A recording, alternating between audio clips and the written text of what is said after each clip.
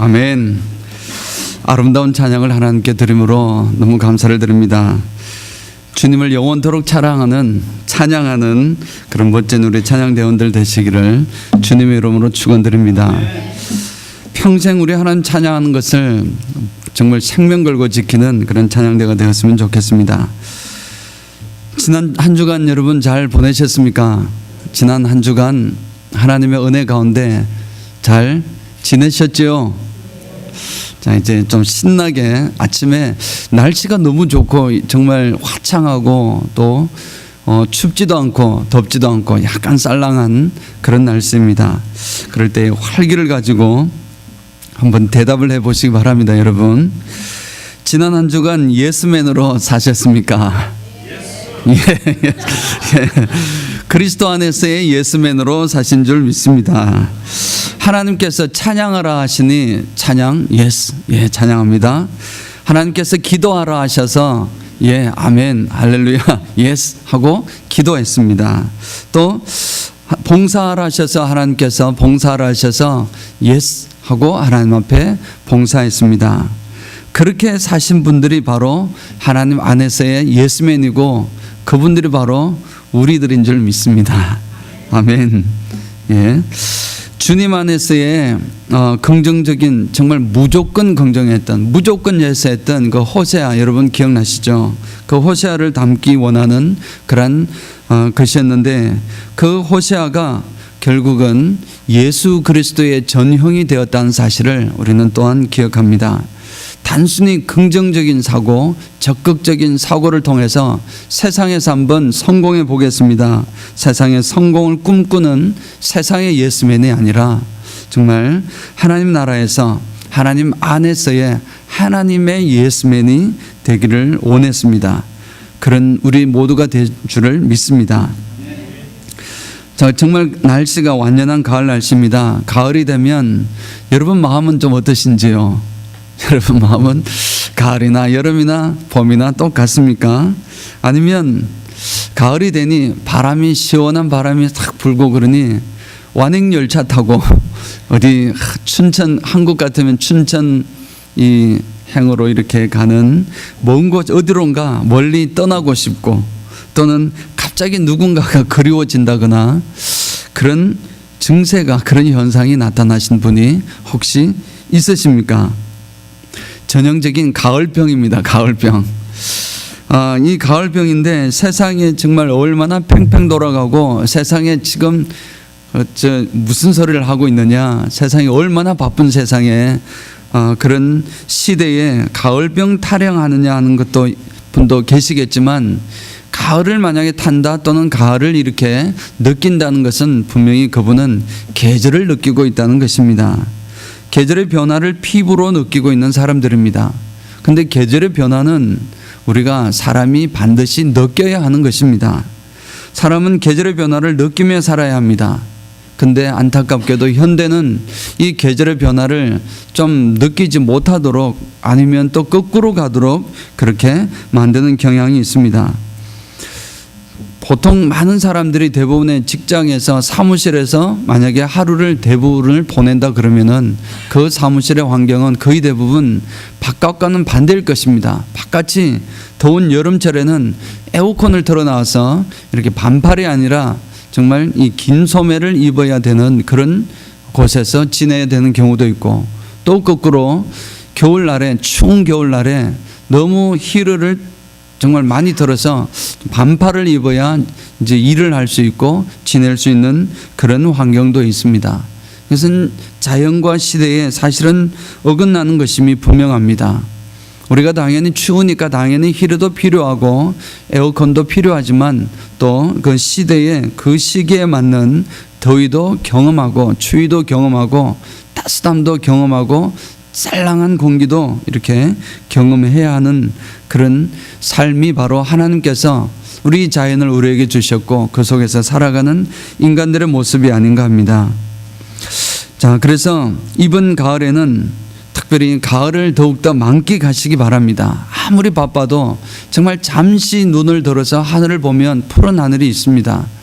푸른 하늘이 있고 또 차를 타고 오시면서도 주변에 나무들이 많습니다. 그 나무들이 변화되는 그 색깔들의 변화를 인지하는 그런 사람이 되었으면 좋겠습니다.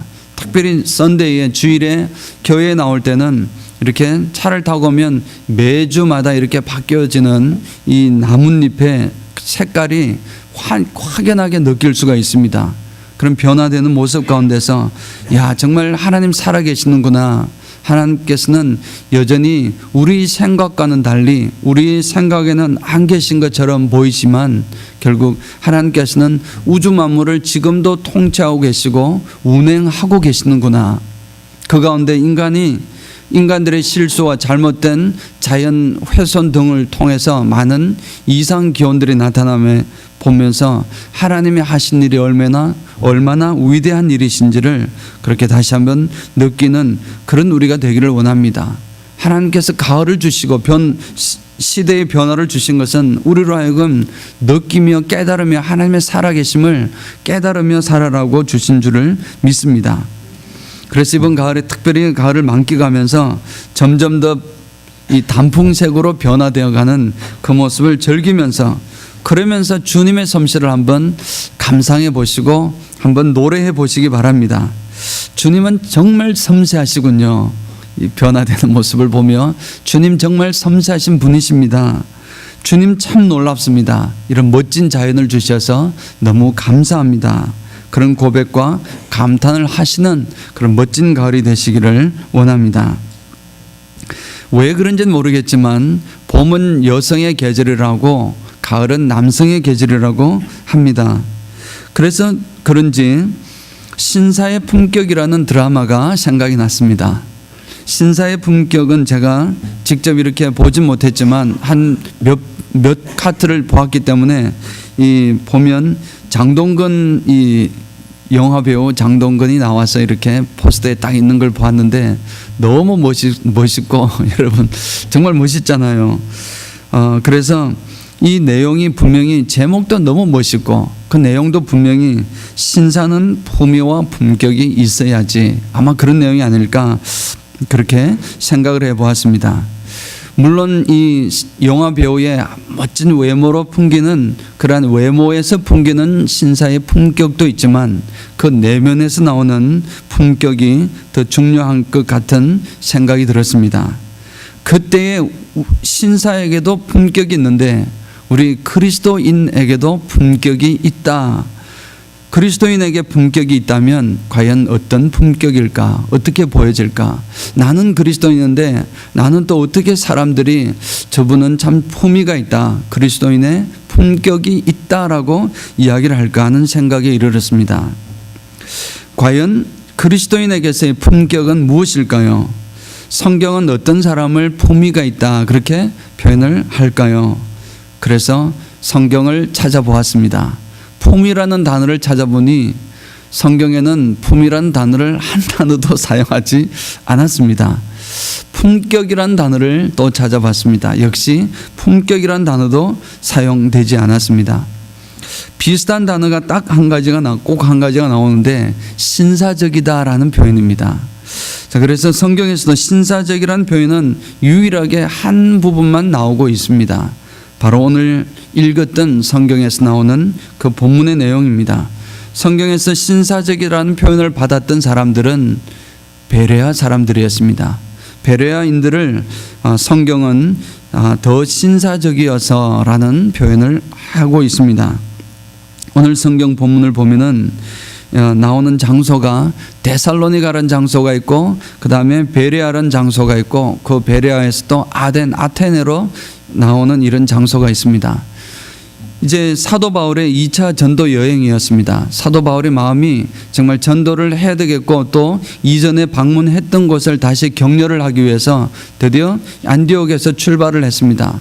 그렇게 해서 처음 무시아 지역으로 가서 이 소아시아 지역으로 가려고 하다가 유럽에서 마케도니아에서 마케도니아 사람이 꿈의 환상으로 나타나서 이리 와서 우리를 도우라. 여러분 들으셔서 아실 것입니다.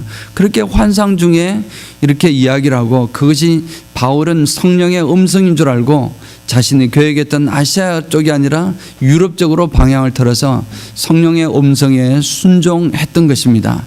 사도 바울이 그 성령의 음성에 순종해서 처음으로 유럽으로 건너가서 첫 번째 닿았던 도시가 이제 소아시아 건너편 위에 있는 위쪽에 있는 그 도시가 바로 빌립보였습니다. 빌립보에 가서 하나님 말씀에 순종해서 갔더니 빌립보는 어떤 곳이었습니까? 그래서 하나님 순종한 것 같으니 왕성하고 풍성하고 좋은 일만 많아야 되는데도 불구하고 안타깝게도 이 사도 바울 일행은 바울과 실라는 감옥에 갇히고 말았습니다. 빌립보 감옥에서 찬송했던 그 사건이 기록된 그곳이 바로 빌립보입니다. 빌립보에 갔더니 순종해서 갔더니 어려운 일만 생긴 것입니다. 그러나 그 과정 속에서 루디아라는 금쪽 같은 여인을 만났고 또 간수를 하나님 앞에 회개하게 되어서 간수가 하나님을 믿게 되어서 그 중심으로 빌립보 교회가 세워지게 되었습니다. 그러나 많은 핍박을 받았습니다. 정말 정처 없이 또 이 사도 바울 일행은 도망치듯이 데살로니가로 갔습니다. 이 반도 그리스 반도가 있으면 반도에 이제 위쪽에 빌립보가 있었고 밑으로 쭉 내려왔습니다. 쭉 내려온 밑에 끝부분에 이런 도시가 바로 데살로니카입니다. 데살로니카에 왔더니 이 빌립보보다 더한 이 정말 어려움을 당했습니다. 큰 어려움을 당하고 큰 정말 환난을 당하고 핍박을 당한 것입니다. 사람들이 저들을 죽이려고 이제 덤벼들었습니다.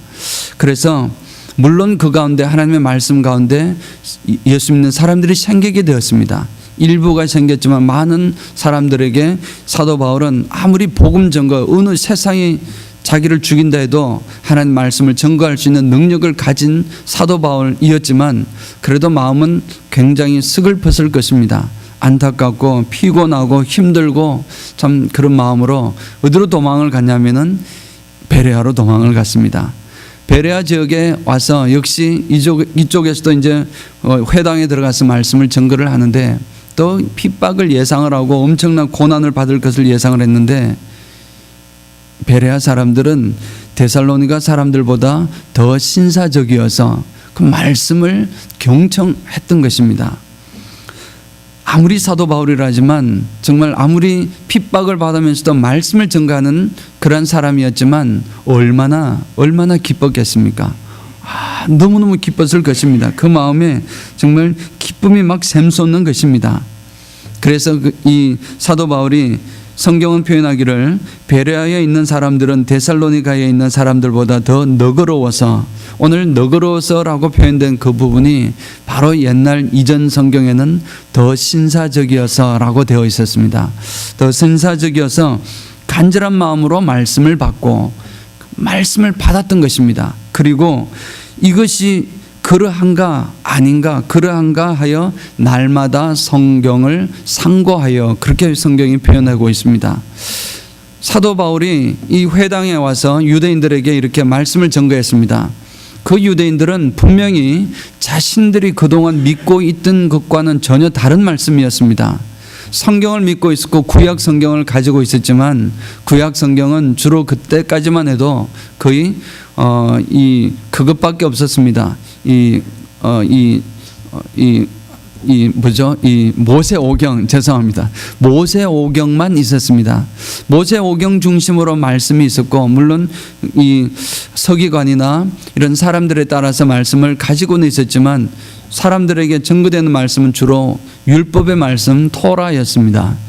그 말씀을 이렇게 전거하는데 그 내용 설명이 이제 전혀 새로운 각도에서 예수 그리스도가 바로 우리가 기다리던 메시아였다는 사실을 사도 바울이 증거를 한 것입니다.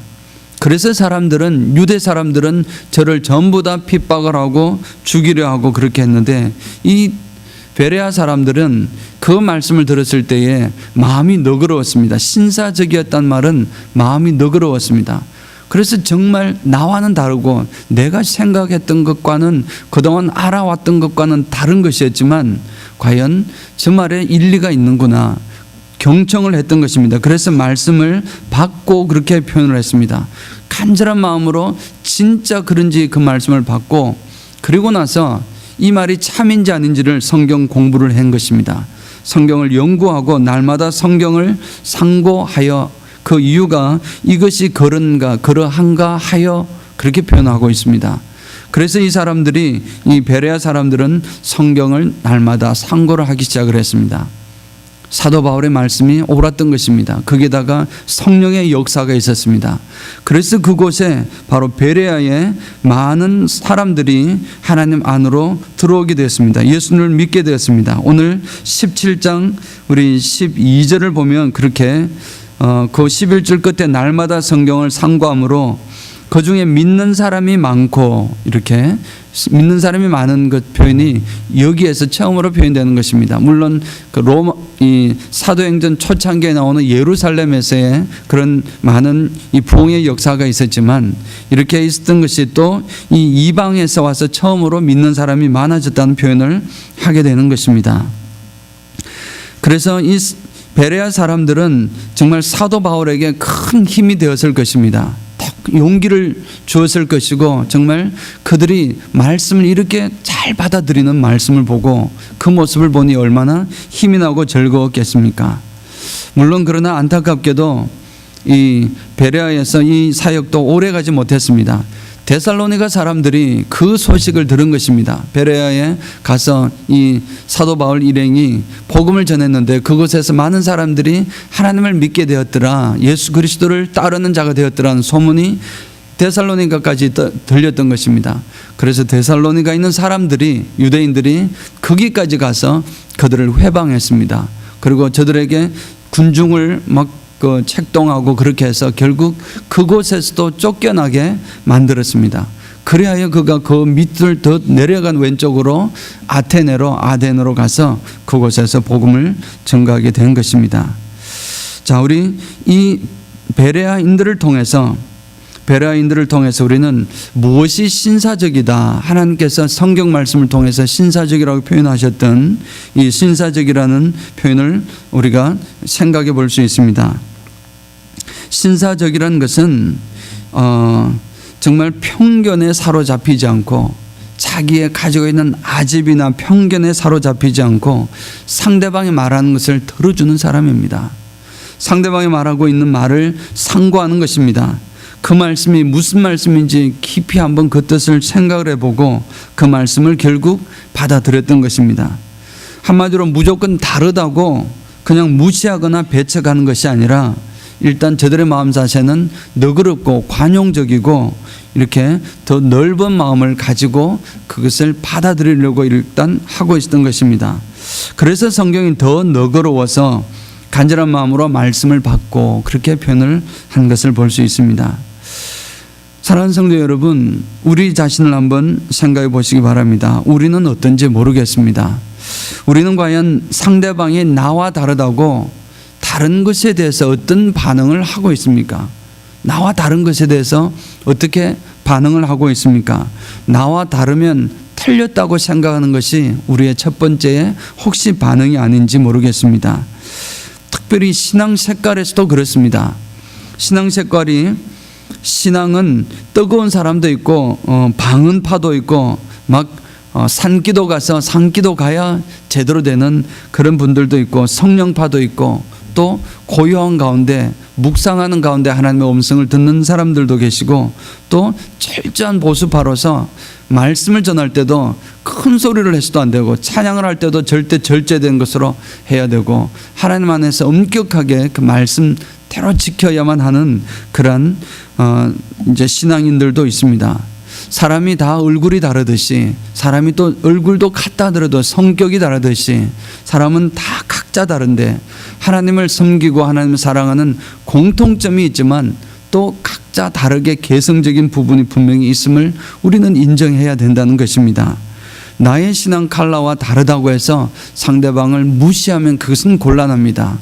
물론 우리가 잘 구별해야 될 것은 이 이단적인 요소와는 당연히 단호하게 우리가 대처를 해야 됩니다. 진리가 아는 것에 대해서는 우리가 당연히 극복하고 이겨나가야 되고 그것을 배척해야 되고 오히려 싸워야 하지만, 그러나 그렇지 않은 나와 다른 하나님의 근본적인 말씀에 동의를 하고 있는 그런 신앙들에 대해서는 우리가 너무 이 내 것만 옳다고 하는 것은 문제가 있을 것입니다.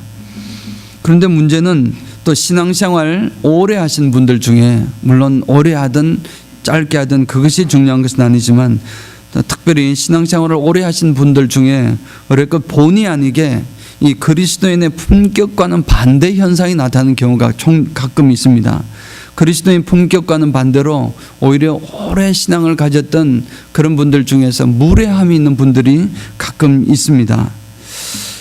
그것은 뭐냐면, 자신의 신앙보다 연약한 신앙들을 바라볼 때, 연약한 사람들을 바라볼 때, 그것을 바라보면서 자신도 그렇게 연약할 때가 있었음을 기억하고 저들을 오히려 품어주고 격려하고, 그럴 수도 있지, 다 실수할 수 있지, 다 하나님은 이만큼 사랑하면 좋지만 안 될 수도 있지, 또 때가 되면 분명히 하나님께서 길을 열어주실 거야 라고 이렇게 힘과 용기를 주는 것이 아니라, 그것도 못해?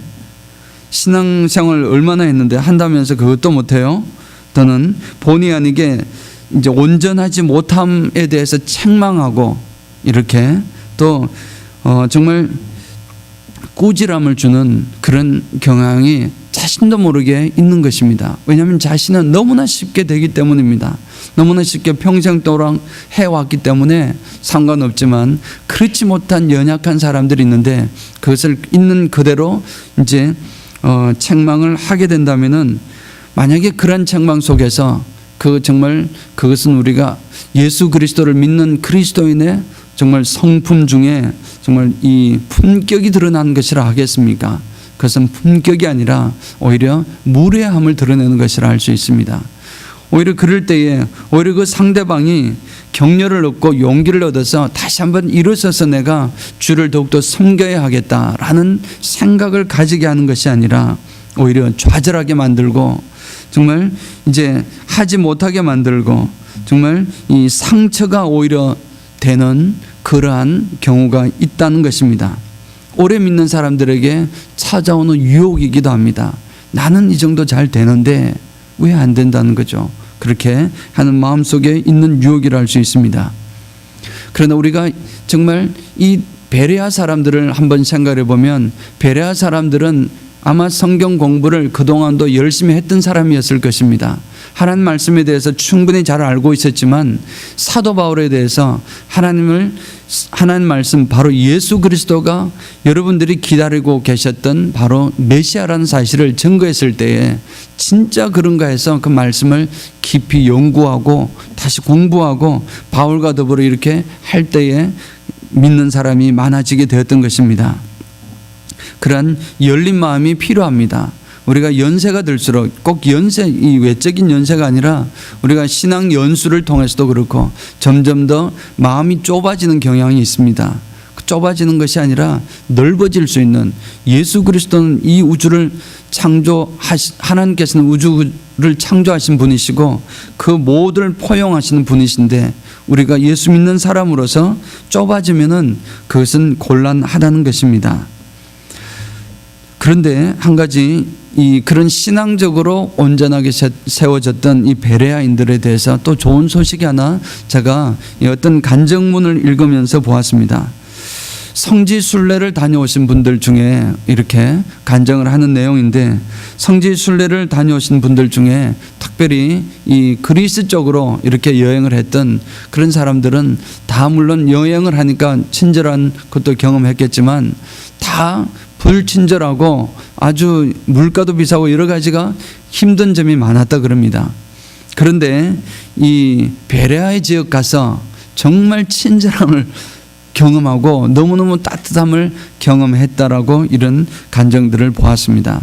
특별히 이제 화장실 사용도 다른 지역은 전부 다 돈을 내고 사용해야 됩니다.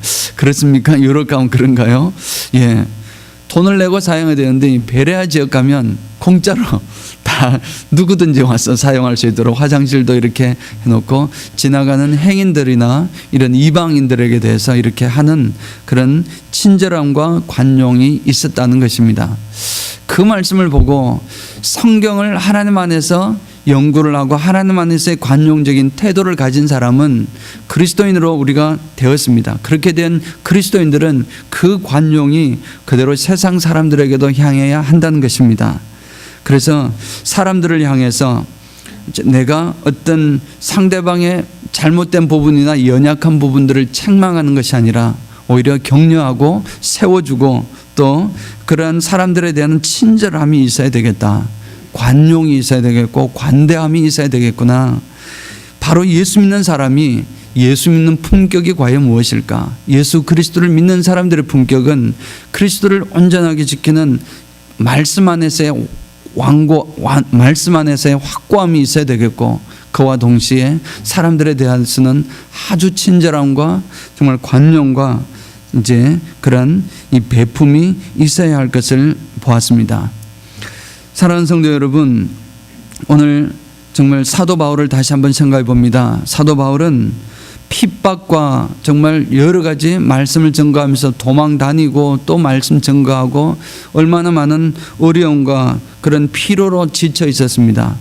피로로 지쳐 있었지만 말씀을 증거해야 된다는 그 사명감 때문에 또 베레아라는 지역으로 배를 타고 이렇게 갔었습니다.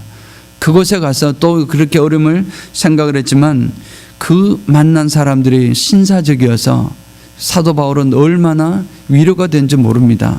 사도 바울은 얼마나 큰 힘을 얻고 그 이후에 정말 계속해서 아테네와 또 도로 돌아가서 하는 그 전체의 일정에 아직 반밖에 오지 않았는데 그 나머지 일정에 큰 힘을 공급받은 줄 믿습니다. 그 사람들의 신사적인 것이 오히려 그로 하여금 기분이 좋게 했을 뿐만 아니라 힘과 용기를 얻었을 것입니다. 회복이 되었을 것입니다.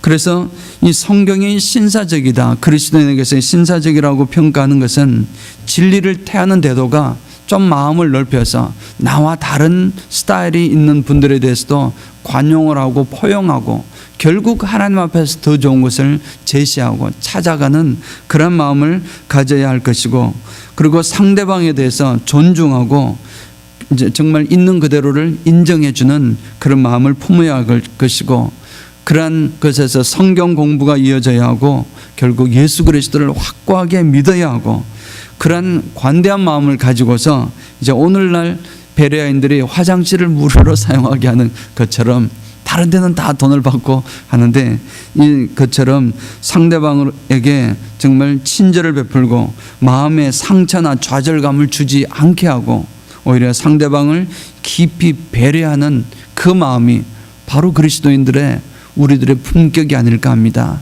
그런 품격을 멋있게 개발하고 또 발휘하고 이 가을에는 정말 그리스도의 품격이 무럭무럭 솟아나는 그런 우리 모두가 되시기를 주님의 이름으로 축원드립니다. 아멘. 전능하신 아버지 하나님, 하나님께서 우리를 사랑하셔서 우리를 예수 믿게 하신 것 너무나 감사를 드립니다. 그래서 그 감격으로 저희들 살아오지만 또 세월이 지나가며 그 감격이 묻어지고 어느덧 습관이 되어서 아버지 하나님, 이제 새로 예수 믿는 사람들이나 그분들에게 연약한 모습이 눈에 들어오기 시작하고 또 저들을 책망하기 시작을 하고 또 그러한 부분들이 솔직히 저희 마음속에서 많이 생길 때가 있습니다. 아버지 하나님, 그리스도인의 품격을 지키게 주님 인도하여 주시옵소서. 그래야 아버지 하나님, 정말 하나님께서 우리에게 당연히 또 해야 될 일은 하지만 상대방을 배려하고 상대방에게 격려하고 세워주는 그 일을 통해서 오히려 더 큰 하나님의 신앙의 진보가 있을 수 있도록, 진보를 이룰 수 있도록 주님 격려하는 저희들이 되기를 원합니다. 아버지 하나님, 특별히 은혜와 평강교회 우리 모든 성도들이 하나님 안에서 그리스도인의 품격을 지키는 자 되기 원하오니 주님 함께하여 주시옵시고, 하나님 정말 이 품격을 통해서 많은 영혼들이 주님을 바라볼 수 있도록 주여 인도하여 주시옵소서. 함께하여 주심을 미사오고 살아계신 예수님 이름으로 기도하옵나이다. 아멘. 다 같이 자리